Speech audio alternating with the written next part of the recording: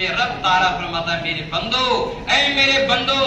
گناہ تو تم نے کیے، خطائیں تم نے کیے، جرم تم نے کیے، سزائیں تم نے کیے، ظلم و زیادتی تم نے کی ہیں، حرام کاریاں تم نے کی ہیں، نافرمانیاں تم نے کی ہیں، بے حیائیاں تم نے کی ہیں۔ اے میرے بندو، اگرچہ تم نے جو بھی گناہ کر لیے، لیکن میرے بندو تمہاری رحمت کی، تمہارے رب کی رحمت بڑی نرالی ہے، تمہارے رب کی رحمت بڑی نرالی ہے۔ میرے بندو اگر اب بھی تم نے اگر اتنے گناہ کرنے کے باوجود بھی اگر تم مجھ سے بخشش چاہو، اگر تم مجھ سے یہ چاہو اللہ میں بخش دے، تم مجھ سے یہ چاہو اللہ ہمارے گناہوں کو معاف فرما دے، تم یہ چاہو کہ ہمارا رب ہمیں بخش دے، میرے بندو تم مجھ سے مانگو، تم مجھ سے مانگو، تم مجھ سے بخشش مانگو بندو، میں تمہیں عطا کروں۔ تم مجھ سے گناہوں کی بھیک مانگو، میں تمہارے گناہوں کو معاف فرما دوں گا۔ تم مجھ سے جنت مانگو بندو، میں تمہیں عطا کر دوں گا۔ لیکن تم بندو مجھ سے مانگو، تم اپنے گناہوں کی معافی مانگو، تم جہنم سے، تم مجھ سے اپنے گناہوں کی مغفرت مانگو، میں تمہیں معاف کر دوں گا۔ لیکن بندو تم میرے پاس تو آؤ، بندو تم میرے نزدیک آؤ، بندو تم مجھ سے مانگو، لیکن اے میرے بندو عام طریقے سے مت مانگو، عام طریقے سے نہیں۔ بندو ایسا نہ ہو کہ جب تم دعا مانگ رہے ہو تو تمہارا خیال ادھر ہو، بندو ایسا نہ ہو تم دعا مانگ رہے ہو تمہارا خیال ایسا نہیں۔ بندو اگر تم مجھ سے لینا چاہتے ہو لینا، اگر یہ معاملہ ایک تو خدا کا ہے دوسرے بندے کا ہے، معاملہ دو کا ہے، عطا کرتا ہے خدا، دیتا ہے بندے کو، دینے والی ذات رب کی ہے، لینے والی ذات بندے کی ہے، تو بندے جب تمہاری اور ہماری ذات ہے تو جب تم ہم سے مانگو تو نہ تو ادھر دیکھو بندے، نہ تو ادھر دیکھ، نہ تو آگے دیکھ، نہ تو پیچھے دیکھ میرے بندے، تو اس طریقے سے مانگ، دینے والا رب ہے، لینے والا میں ہوں، رب دے رہا ہے اور میں لے رہا ہوں۔ اگر اس طریقے سے بندے اگر تو نے مجھ سے مانگ لیا بندے میں تجھے بخش دوں گا، میں تجھے بخش دوں گا۔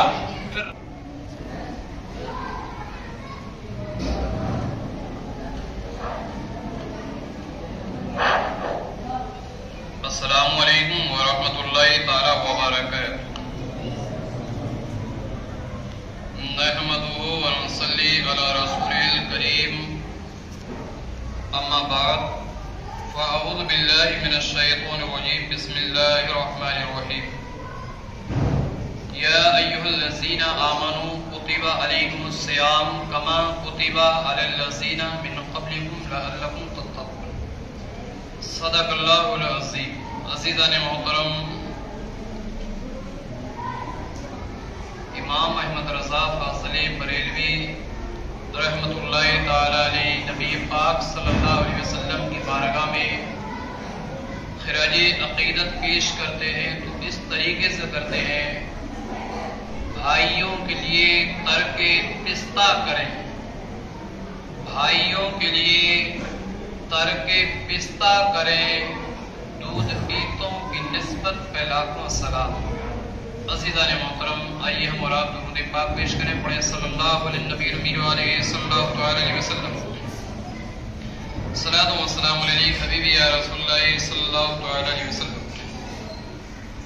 عزیزان محترم، ابھی آیت کریمہ میں نے آپ کے سامنے پیش کی، یا ایھا الذین آمنوا کتب علیکم الصیام کما کتب علی الذین من قبلکم لعلکم تتقون۔ اس آیت کا مطلب یہ ہوتا ہے کہ اے ایمان والو،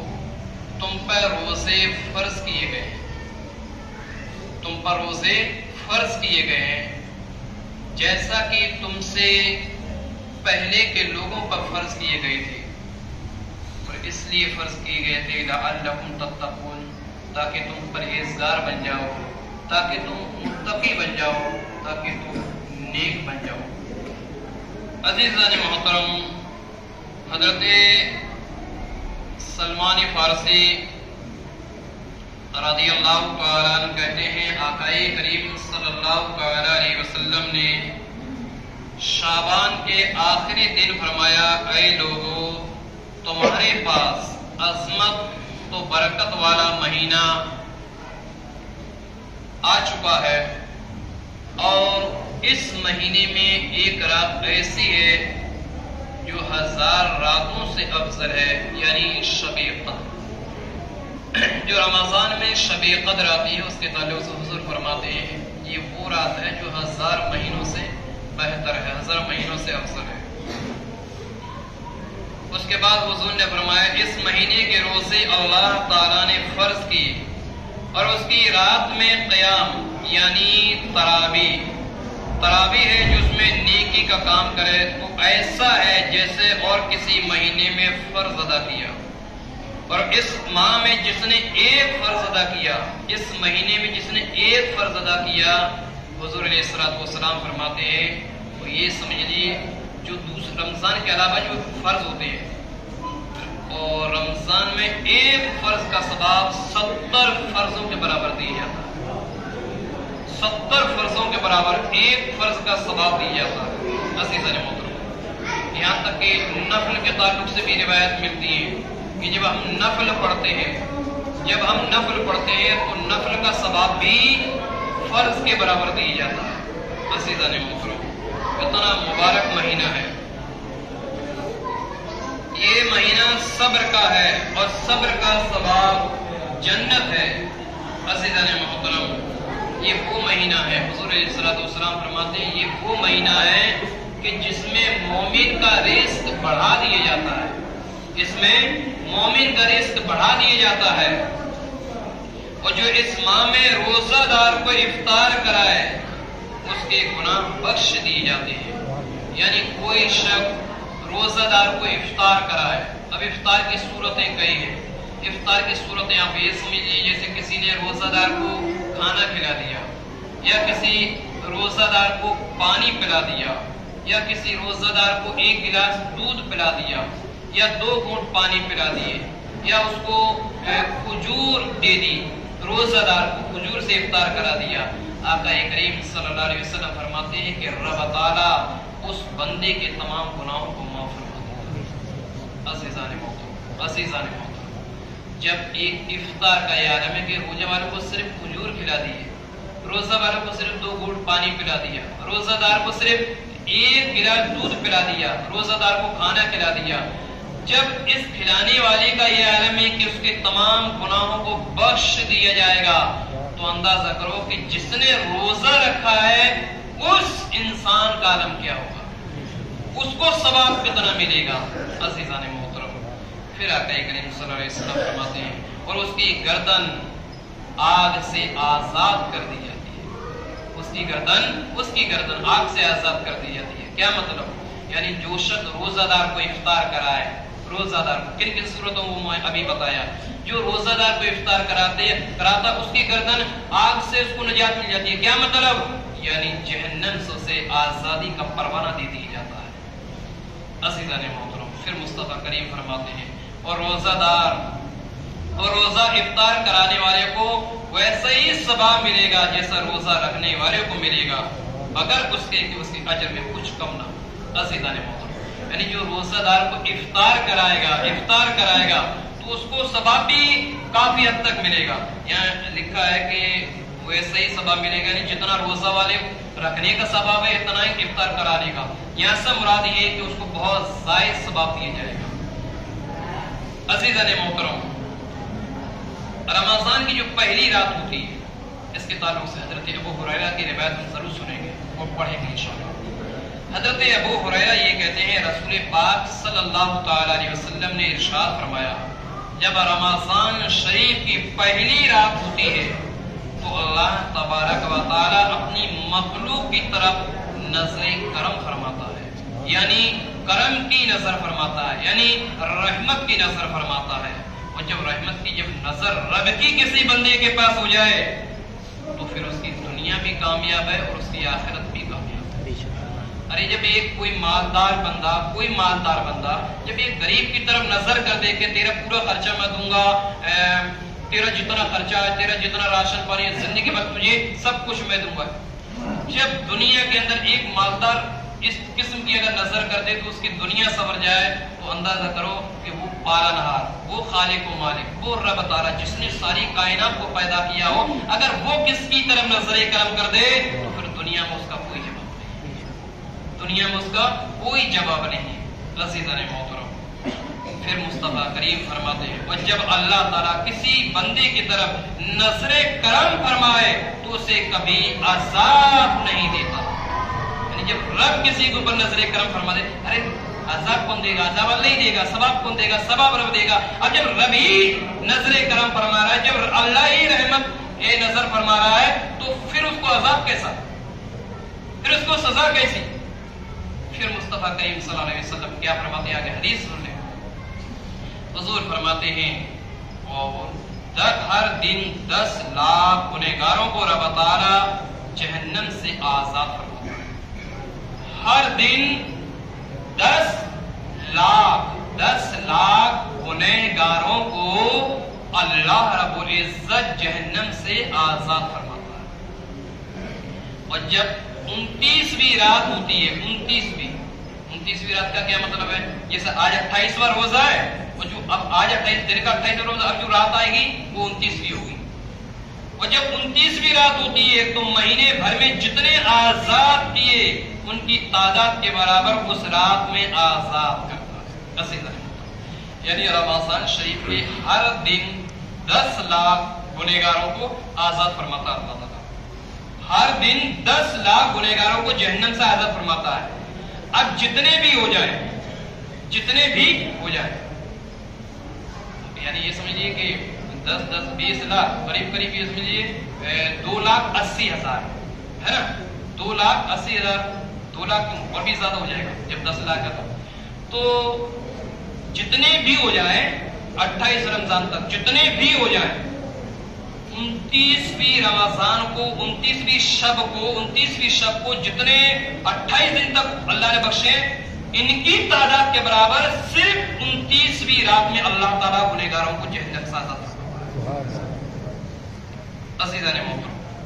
اور پھر حضور علیہ السلام فرماتے ہیں پھر جب عید الفطر کی رات آتی ہے تو فرشتے عید مناتے ہیں، یعنی خوشی کا اہتمام کرتے ہیں. اور اللہ تبارک و تعالی اپنی نور کی خاص تجلی فرماتا ہے اور فرشتوں سے فرماتا ہے، اے گروہ ملائکہ، یعنی اے میرے فرشتوں، اس مزدور کو کیا بدلہ دیا جائے جس نے پورا کام کیا ہے؟ تو فرشتے عرض کرتے ہیں، یا اللہ اس بندے کو پورا اجر دیا جائے،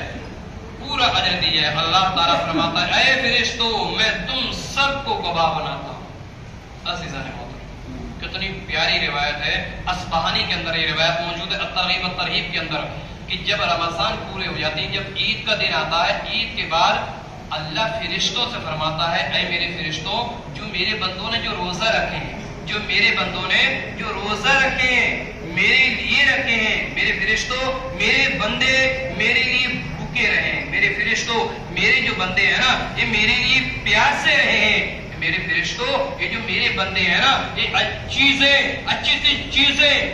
غذائیں کھانے سے محروم رہے ہیں. اے فرشتوں، انہوں نے میرے لیے سب کچھ چھوڑ دیا. اے میرے فرشتوں، سب کچھ تیاگ دیا. اے میرے فرشتوں، یہ تو میرے بندوں نے میرے لیے کیا کیا ہے. اے میرے فرشتوں، ہم نے اپنے بندوں کو کیا مزدوری دوں، ہم میں ان بندوں کو اپنے کو کیا اجر دوں جنہوں نے میرے لیے روزہ رکھا ہے. تو فرشتے عرض کرتے ہیں، اے رب العالمین، یہ تو تیرے ذمہ کرم ہے، رب العالمین تو کرم فرماتا جا. تو اللہ رب العزت فرشتوں سے فرماتا ہے، اے میرے فرشتوں، تم گواہ ہو جاؤ، جن بندوں نے میرے لیے کھانا چھوڑا ہے، جن میرے بندوں نے میرے لیے پانی پینا چھوڑا ہے، جن بندوں نے بھوک اور پیاسا رہے میرے لیے جنہوں نے روزہ رکھا ہے، اے میرے فرشتوں، پھر میری رحمت کا صلہ تو یہ ہے کہ میں ان تمام بندوں کو بخش دیتا ہوں. عزیزان کرام، روزے کا بڑا مقام ہے، روزے کا بڑا مقام ہے. حدیث پاک کے اندر آتا ہے، حدیث پاک کے اندر آج کیا نا ہم روزہ جو ہے رمضان آتا ہے اس کو بڑی بے دردی کے ساتھ چھوڑ دیتے ہیں اور اس کا کوئی ادب کوئی احترام ہمارے پاس نہیں ہوتا. ہم یہ سوچتے ہیں کہ رمضان جو ہے نا یہ تو ہر سال آتا ہے، رمضان جو ہے یہ تو ہر سال آتا ہے، اگلی سال پھر آ جائے گا. عزیزان محترم، ارے اگلا دن کسی نے نہیں دیکھا، اگلا دن کسی نے نہیں دیکھا، اگلا سال کس نے دیکھا ہے؟ ہو سکتا ہے وہ رمضان ہمیں ملے ہی نہ، ہو سکتا ہے یہ اتنی عظمتوں والا مہینہ ہمیں ملے نہ. آج اس کی قدر ہم نہیں کر رہے ہیں، آج اس کی قدر ہم نہیں کر رہے ہیں. عزیزان محترم، اس روزے کو جو آسانی سے چھوڑ دے رہے نا، اس کو آسانی سے چھوڑ دے رہے نا،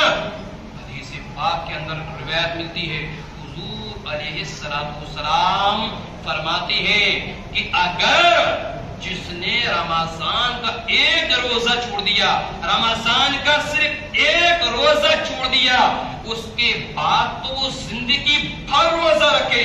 جب تک دنیا میں زندہ رہے، جب تک روزہ رکھتا رہے، لیکن جب بھی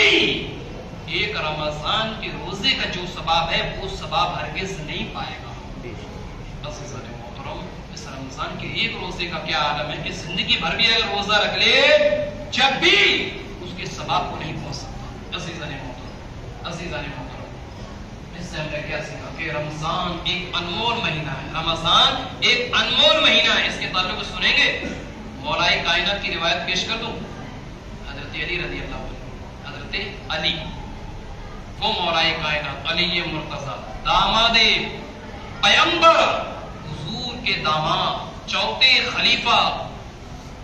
جنہوں نے خیبر کے گرے کو کھڑ پھینک دیا، بڑے حضور کے چہیتے حسن حسین کے باپ علی، وہ یہ فرماتے ہیں کہ اگر اللہ کو اپنے بندوں کو عذاب دینا ہوتا، اللہ کو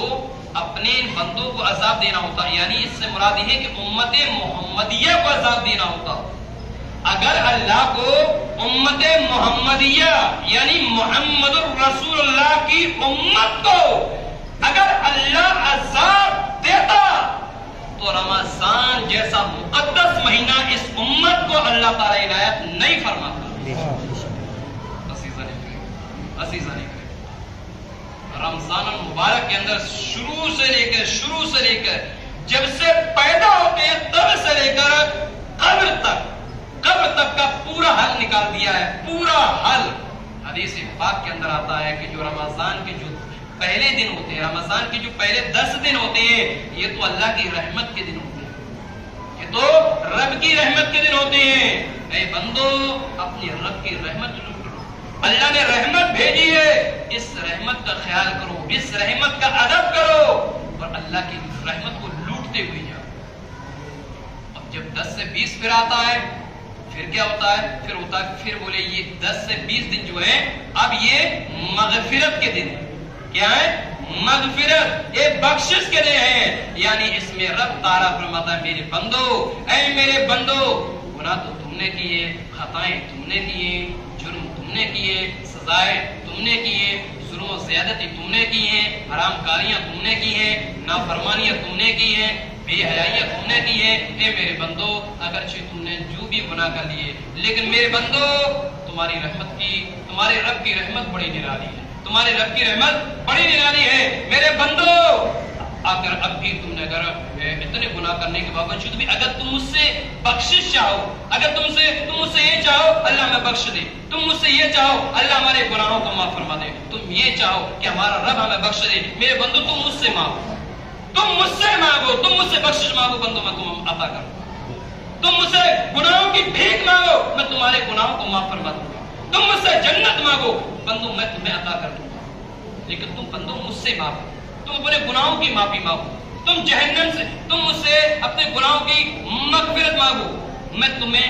معاف کر دوں گا، لیکن بندو تم میرے پاس تو آؤ، بندو تم میرے نزدیک آؤ، بندو تم مجھ سے مانگو، لیکن اے میرے بندو عام طریقے سے مت مانگو، عام طریقے سے نہیں، بندو ایسا نہ ہو کہ جب تم دعا مانگ رہے ہو تو تمہارا خیال ادھر ہو، بندو ایسا نہ ہو تم دعا مانگ رہے ہو تمہارا خیال ایسا نہیں، بندو اگر تم مجھ سے لینا چاہتے ہو لینا، اگر یہ معاملہ ایک تو خدا کا ہے دوسرے بندے کا ہے، معاملہ دو کا ہے، عطا کرتا ہے خدا،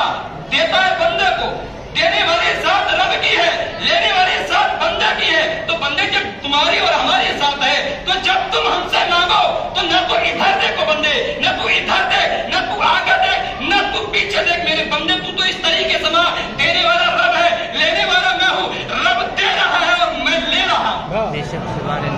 اگر اس طریقے سے بندے اگر تو نے مجھ سے مانگ لیا، بندے میں تجھے بخش دوں گا، میں تجھے بخش دوں گا، پھر رب تعالیٰ پھر آقا کریم صلی اللہ علیہ وسلم فرماتے ہیں پھر جو آخری جو 10 دن ہے نا، آخری جو 10 دن وہ جہنم سے آزادی کے دن ہے، وہ جہنم سے آزادی کے دن ہے، یعنی اے بندو تمہارے اندر جو نفس ہے نا، تمہارے اندر جو نفس ہے یہ تمہیں بہکا دیتا ہے، رب اتنا بڑا غفور الرحیم ہے، یہ جو نفس ہے یہ تمہیں بہکا دیتا ہے میرے بندو، یہ تمہیں بہکا دیتا ہے، تم بہک جاتے ہو، میرے بندو تم ظلم و زیادتی کر دیتے ہو، میرے بندو تم بڑے بڑے گناہ کیے تم نے، بڑی بڑی خطائیں کی ہیں تم نے بندو، لیکن آج تم مجھ سے جہنم سے آزادی کا پروانہ مانگو، تم یہ مانگ رہے ہو کہ اللہ ہمیں جہنم سے آزاد کر دے، اللہ گناہ ہم نے کیے ہیں، میرے بندو تم مجھ سے بول کہ اللہ گناہ ہم نے کیے، رب خطائیں ہم نے کی ہیں، رب تمام دنیا میں کوئی ایسا گناہ نہیں ہے جو اللہ تیرے اس بندے نے نہ کیا ہو، لیکن رب تو نے ہی تو فرمایا تھا لا تقنطوا من رحمت اللہ، کہ اللہ کی رحمت سے کبھی امید نہ ہو میرے بندے، میری جو رحمت ہے اس سے تو نا امید مت ہو، لا تقنطوا من رحمت اللہ، میرے بندے تو میری رحمت سے نا امید مت ہو، اگر تو نے گناہ کر دیے، اگر تو نے خطائیں کر دی ہیں تو پھر مجھ سے جہنم اگر تیرے اوپر واضح ہو چکی ہے، اگر جہنم تیرے اوپر فرض ہو چکی ہے، اگر تو نے وہ کام کیے کہ جو تیرے کام تجھے جہنم تک لے جائیں، لیکن بندے اگر تیرا قدم اگر جہنم کے دروازے پر پہنچ جائے اور وہاں بھی اگر تو اپنے رب سے مانگ لے تو تیرا رب تجھے وہاں بھی معاف فرما دے گا، تجھے وہاں بھی بخش دے گا۔ ارے حدیث سن بخاری کی، آقا کریم صلی اللہ علیہ وسلم فرماتے ہیں کہ کوئی ماں باپ اپنی اولاد کو اتنا نہیں چاہتے جتنا کہ اللہ اپنے بندوں کو چاہتا ہے، اللہ اپنے بندوں کو چاہتا ہے۔ عزیزان محترم، ہمارے درمیان، ہمارے بھائیوں کو درمیان، ہمارے بزرگوں میں بھی ایسے لوگ ہوں گے جنہوں نے ماں باپ کی بڑی نافرمانیاں کی ہوں گی، ستایا بھی ہوگا، کچھ لوگوں نے تو گھر کے باہر بھی کر دیا ہوگا، کچھ لوگ تو کرایہ خرچہ بھی نہیں دیتے ہوں گے، کچھ لوگ ان کے خرچے کے لیے روپیہ 2 روپیہ 10 روپیہ 100 روپیہ بھی ان کی جیب میں نہیں رکھتے ہوں گے، کچھ لوگ تو کھانا بھی نہیں دیتے ہوں گے، ایسے لوگ بھی موجود ہیں، کل ملا کے یہ کہ اگر ماں باپ کسی بندے سے اگر ناراض ہو جائیں، ان سے خفا ہو جائیں، ان سے دور ہو جائیں، ان سے بولنا چلنا بند کر دے، لیکن اگر اولاد ماں باپ کا دل اللہ نے ایک نرالا ایک عظیم بنا دیا ہے، اگر بندہ اگر اولاد اتنے گناہ کرنے کے باوجود، اتنی نافرمانیاں کرنے کے باوجود اگر ماں باپ سے سچے دل سے ماں باپ کے سامنے اگر آنسو بہا دے، ماں گناہ کر دی ہے، باپ بہت نافرمانی کر دی، بڑی غلطیاں ہو چکی ہیں، آپ کو بڑا ستایا ہے، لیکن والدین ہمارے ماں اور باپ ہمیں معاف کر دو، بڑی غلطی ہو چکی ہے۔ عزیزان محترم، سیکنڈ نہیں لگے گا، اس سے پہلے ماں باپ کے آنسو نکل جائیں گے، بچے معاف کر دیا جا، جب ایک دنیا کے ماں باپ کا یہ عالم ہے کہ بڑی خطائیں کرنے کے باوجود اگر اولاد معافی مانگ رہے ماں باپ سے تو ماں باپ معاف کر دیتے ہیں، تو حضور فرماتے کوئی ماں باپ اپنی اولاد کو اتنا نہیں چاہتے جتنا اللہ اپنے بندوں کو چاہتا ہے، تو وہ رب جو اپنے بندوں کو اتنا چاہتا ہے، تو اگر بندہ خطا کر دے، اگر بندہ گناہگار ہو، سیاہکار ہو، بدکار ہو، کوئی بھی ہو، اگر سچے دل سے اپنے رب سے معافی مانگ لے تو یقیناً اللہ کی رحمت سے امید ہے کہ اللہ اس کو بھی معاف فرمائے گا، لیکن ضرورت اس بات کی ہے کہ سچے دل سے، صرف سچے دل سے اپنے اللہ کی بارگاہ میں